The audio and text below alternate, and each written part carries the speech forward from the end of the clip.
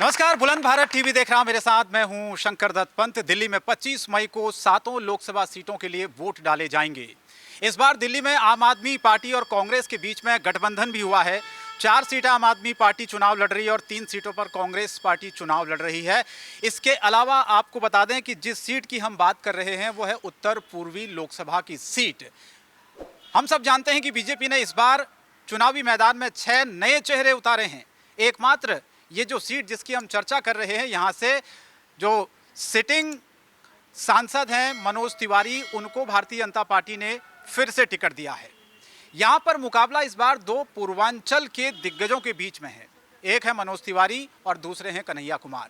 यहाँ के लोगों से हम जानते हैं उनके मुद्दे क्या हैं, क्या वो सोचते हैं इन कैंडिडेट्स के बारे में।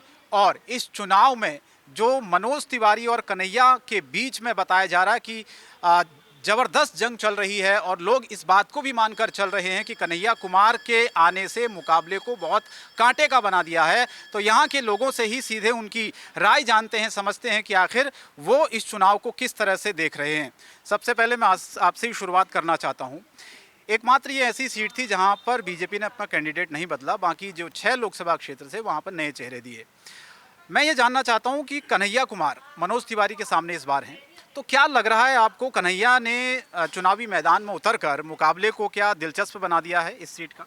नहीं, ऐसा तो कुछ भी नहीं है। कन्हैया कुमार और मनोज तिवारी जी में कोई टक्कर ही नहीं है। मनोज तिवारी जी ने जो यहाँ पे काम किए हैं ये उन्हीं का ही अपना वोट लेंगे।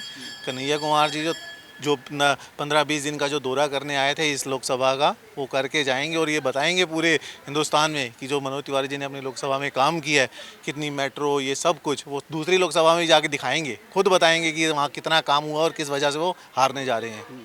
लेकिन दिल्ली में बहुत सारे मुद्दे इस वक्त चल रहे हैं। आपके जहन में क्या मुद्दा है? क्योंकि आम आदमी पार्टी के अंदर भी एक मुद्दा चल रहा है स्वाति मालीवाल वाला, और आपने देखा होगा कन्हैया कुमार पर भी बहुत सारे ऐसे आरोप लगे। तो आप लोगों के जहन में क्या मुद्दा है जब चुनाव आप वोट करने के लिए जाएंगे? स्वाति मालीवाल जी का मुद्दा तो ऐसा है कि वो उनके सीएम हाउस के अंदर ही उनको ऐसा मारपीट हुई। अब उसमें बीजेपी कहाँ से इन्वॉल्व हो गई ये समझ नहीं आ रहा।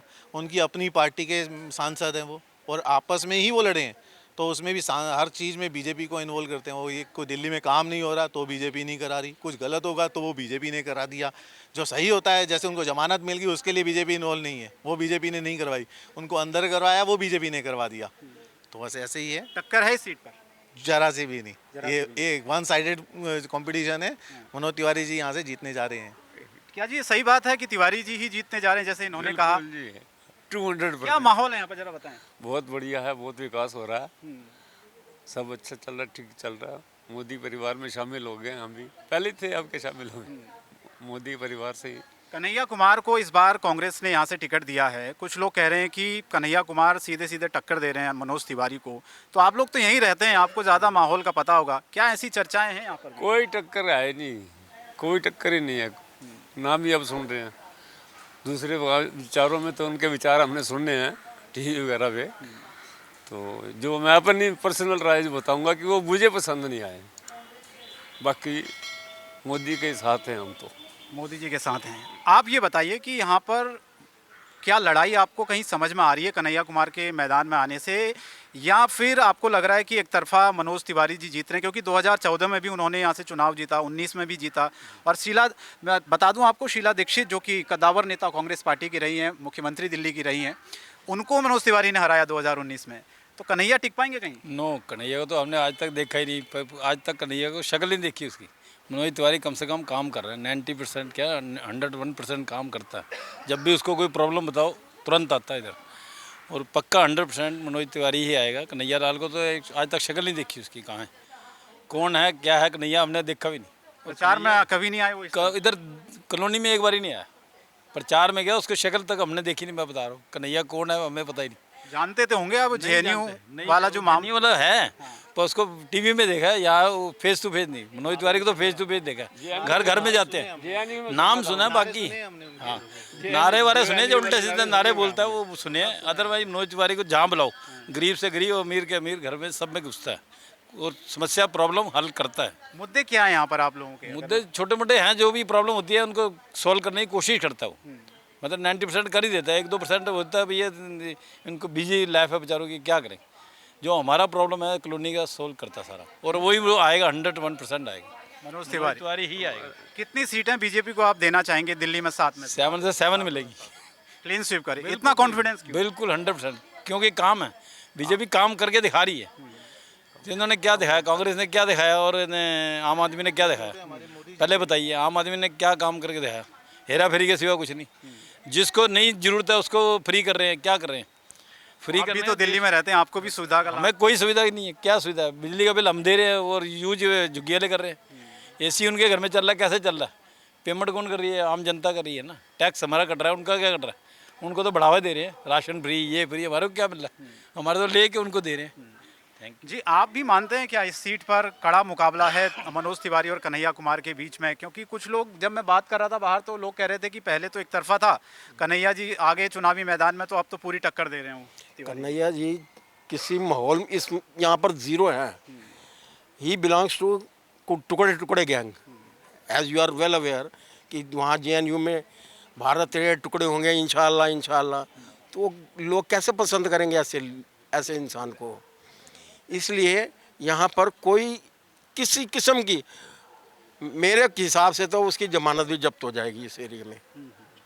मुद्दे भी हैं कुछ आप लोगों के यहाँ पर, अपने सांसद से कुछ आप कहना चाहेंगे? मतलब कि देखो ये सांसद जी को जब भी अप्रोच किया गया है, he had always been meeting us and he was listening to the problems of the area. बस।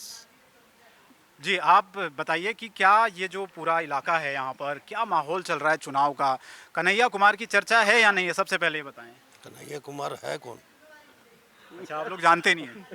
हम सब जानते हैं। जो देश के टुकड़े करने के लिए चला है वो हमारे किस काम का? वो हमारे आगे, हमने 1947 का बंटवारा देखा हुआ है कि हमारे बाप दादा 20-20 किलोमीटर तक, कितनी दूर तक पैदल चल के आए हैं, ना खाने का ना पानी पीने का। वो वही जानते थे। हम तो अभी सुन के ही बहुत परेशान है कि ये टुकड़े टुकड़े गैंग वाला खड़ा कर दिया कांग्रेस ने। आज तक उसने जो किया वही किया, वैसा ही कैंडिडेट ला रहे हैं। इसलिए वो कोई टक्कर में नहीं है। वो अपना बिस्तरा बांध ले और अपना बिहार चले जाए। वो लालू यादव के पास ठीक रहेंगे। लेकिन वो पहले बिहार से भी चुनाव लड़े थे, आपको पता होगा, बेगूसराय से, वहाँ से भी लड़े, दूसरी पार्टी में थे, अब तो कांग्रेस में। अरे गिरिराज सिंह, उसको उसे 4 लाख वोटों से उनकी तो जमानत जब्त हो गई थी। तो फिर अब देखिए, ये देश है, हम देश के लिए वोट करेंगे।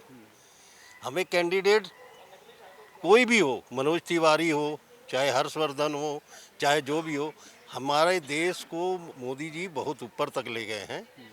आज इनका वर्ल्ड में नाम है और उस तरीके से हम मोदी जी के ही फेवर में ही वोट करेंगे। बीजेपी ही 7 सीट लेगी। वो ठीक है, गलत है ये कह रहे हैं 7 सीट बीजेपी लेगी। कन्हैया कुमार की चर्चा है आप लोगों के बीच में। और मुझे बताइए कि इस बार जो मुकाबला, पहले कहा जा रहा था एक तरफा है, कुछ लोग ये कह रहे थे कि इस बार कन्हैया कुमार ने मुकाबले को बहुत दिलचस्प बना दिया है, मनोज तिवारी को पूरी तरह से टक्कर दे रहे हैं। क्या माहौल है यहाँ पर? देखो, बात ये है कि ये जो चुनाव है ये देश का है, ना कन्हैया कुमार का है और ना ही इनका है मनोज तिवारी जी का।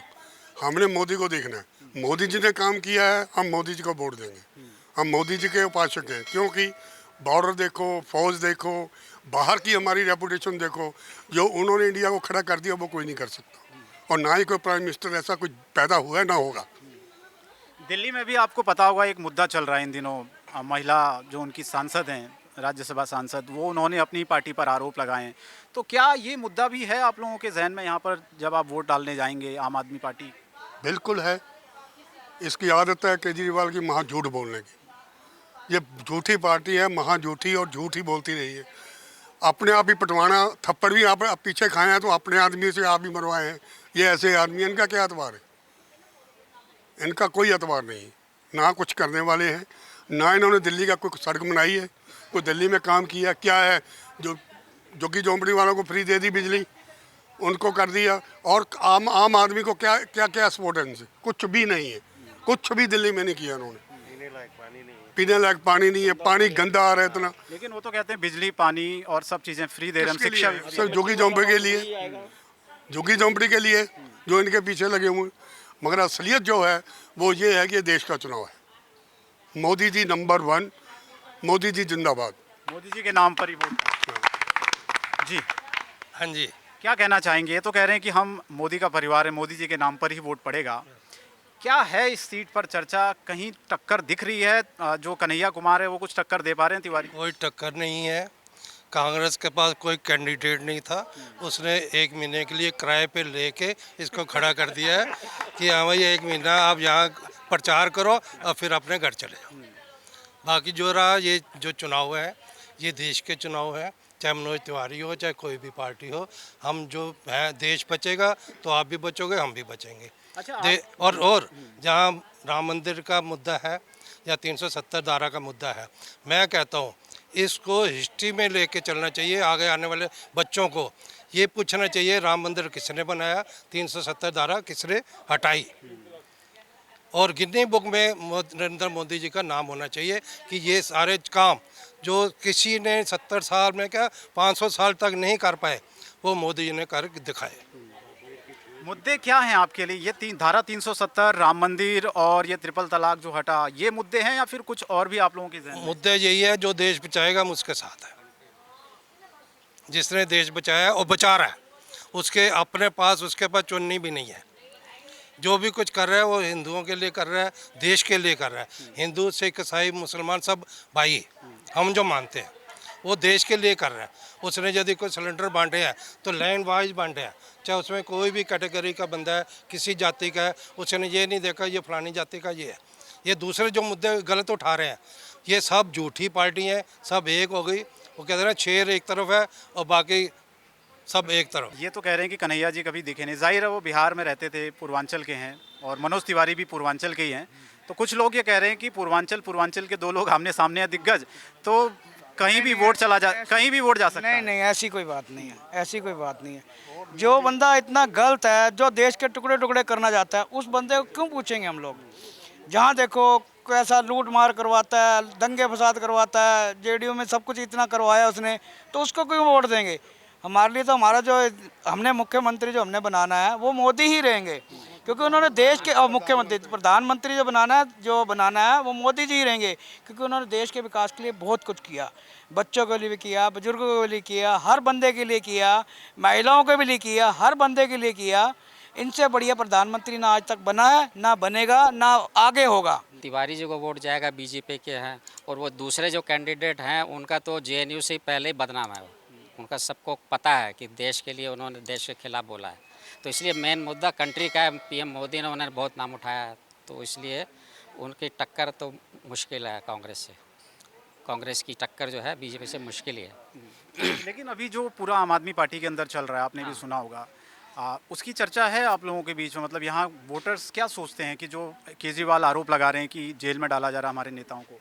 जो पढ़े लिखे जानते हैं आम आदमी पार्टी को, उनको तो पता है सब कैसे घपले हुए हैं, क्या क्या केस चल रहे हैं, वो लोग तो सब जानते हैं। बाकी जो दूसरे हैं जिनको फ्री बिजली पानी मिलती है, वो अलग समझते हैं। इस सीट की मैं अगर आपसे चर्चा करूं, यहाँ पर क्या कन्हैया ने यहाँ पर चुनाव मैदान में आकर मुकाबले को दिलचस्प बना दिया है? कुछ टक्कर दे पा रहे हैं मनोज? बिल्कुल, कांग्रेस ने अपना नुकसान किया है उसको खड़ा करके। कोई फ़ायदा नहीं होगा कांग्रेस को उनको सामने ला करके, कुछ बेनिफिट नहीं मिलेगा उनको। सिर्फ मनोज तिवारी लेके जाएंगे यहाँ से सीट, जिसका प्रॉफिट बीजेपी को आएगा, और बीजेपी ही बेस्ट रहेगी हमारे लिए। उसी के लिए हम सपोर्ट करना चाहेंगे। थैंक यू जी। आप कुछ बोलना चाहेंगे? जैसे इन्होंने कहा कि ठीक है, कन्हैया कुमार का हमने नाम नहीं सुना है, हालांकि बहुत चर्चा में रहे वो। हम देख रहे हैं कि लगातार जो रैलियां इधर उधर वो कर रहे हैं, बीजेपी पर आरोप खूब लगा रहे हैं। तो आपको लगता है कि दोनों पूर्वांचली हैं, इसका वोट पर तो थोड़ा बहुत फ़र्क पड़ेगा? वोटर्स कंफ्यूज कहीं ना कहीं होते हैं कि भाई किसको दें, दोनों ही हमारे ही घर के हैं। देखिए, जैसे अगर आप बात कर रहे हैं पूर्वांचल की, तो वो तो पूर्वांचल से ही 5 लाख से हार के आए हैं। वो तो बिहार में ही 5 लाख से हार के आए हैं, और वहाँ पे भी उनको नकारा है। और दिल्ली में भी जो चुनाव राष्ट्रवाद के मुद्दे पे हो रहा है, विकास के मुद्दे पे हो रहा है, तो नरेंद्र मोदी जी ने एक हाथ से विकास, दूसरे हाथ से हमारी आस्था का भी ध्यान रखा, राम मंदिर हम दिया। तो मैं समझता हूँ कि बिल्कुल क्लीन स्वीप हो गई मनोज तिवारी की, नरेंद्र मोदी जी की। उत्तर पूर्वी सीट की अगर मैं बात करूं, यहाँ पर 2014-2019 में मनोज तिवारी जीते, और 2019 में तो उन्होंने शीला दीक्षित को यहाँ से हराया था करीब 3 लाख से ज़्यादा वोटों से। तो इस बार भी क्या आपको लगता है कि आंकड़ा टूटेगा? मुझे लग रहा है इस बार ही आंकड़ा और उनकी जीत का अंतर बढ़ने वाला है, क्योंकि कांग्रेस ने एक भारी गलती करी है, एक ऐसे देशद्रोही कैंडिडेट को हमारे बीच में उतार के। तो देश की जनता सब देख रही है, उन्होंने अब से पहले जेएनयू में क्या कांड किए हैं, इससे कांग्रेस की भी नीयत का पता लगा है लोगों को। केवल मैं तो कहूँगा कन्हैया को जो इस सीट पर उतारा है उसका असर यहाँ ही नहीं, बाकी सीटों पे भी कांग्रेस को नुकसान उठाना पड़ेगा। 4 और 3 का फॉर्मूला अपनाया इस बार। 4 आम आदमी पार्टी लड़ रही है, 3 कांग्रेस पार्टी, गठबंधन भी हुआ है। देखिए पिछली बार के चुनाव का अगर आप रिजल्ट देखेंगे तो दोनों पार्टियों को वोट को मिलाने के बाद भी ये भारतीय जनता पार्टी से बहुत पीछे थे। तो इस बार तो इनका वोट का रेशियो भी घटेगा, क्योंकि लोगों ने केजरीवाल की असलियत भी देखी है। पिछली बार शायद लोग भ्रम में थे, लेकिन इस बार उनकी असलियत भी देख ली है कि वह लोग जो लोग कांग्रेस पे आरोप लगा रहे थे आज कांग्रेस को लेकर घूम रहे हैं, और कांग्रेस जिस केजरीवाल के ऊपर आरोप लगा रही थी आज कांग्रेस उनको लेकर गोद में बैठा कर घूम रही है। और केजरीवाल जिसने सारी दुनिया के नेताओं के ऊपर प्रश्न चिन्ह लगाए, वो खुद भ्रष्टाचार के अंदर संलिप्त पाए गए हैं। उनका कोई नेता जेल में तो कोई बेल में, और प्रशासन रेल में है। मुद्दे भी हैं आप लोगों के जहन में कुछ, अगर आप चाहते हैं कि ऐसी सरकार बने तो वो क्या होना चाहिए उसके बाद? सबसे बड़ा मुद्दा विकसित भारत, जो प्रधानमंत्री मोदी जी ने कहा है, देश के लोग चाहते हैं कि भारत तीसरी अर्थव्यवस्था बन के आएगी, और वह केवल मोदी जी के नेतृत्व में बन सकती है। जब देश विकसित होगा, सबका साथ सबका विकास होगा, तो सबको उससे फायदा होने वाला है। तो विकसित भारत ही सबसे बड़ा मुद्दा है इस बार चुनाव का, विकास के ऊपर ही वोट दिया जाएगा। चुनाव में क्या ये मुद्दा है इस तरह का, जो केजरीवाल जी जेल में गए, अभी बेल पर बाहर हैं, फिर चुनाव में प्रचार भी वो कर रहे हैं? इस सीट की मैं बात करूँ, यहाँ पर आपको क्या तस्वीर दिख रही है?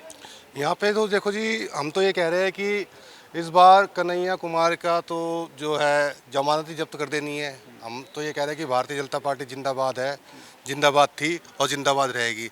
जिनने राम मंदिर बना दिया, सबसे बड़ी बात उन्होंने वाल्मीकि समाज के लिए इतना बड़ा ऑफर दे दिया, महर्षि वाल्मीकि जी के लिए एयरपोर्ट बना दिया।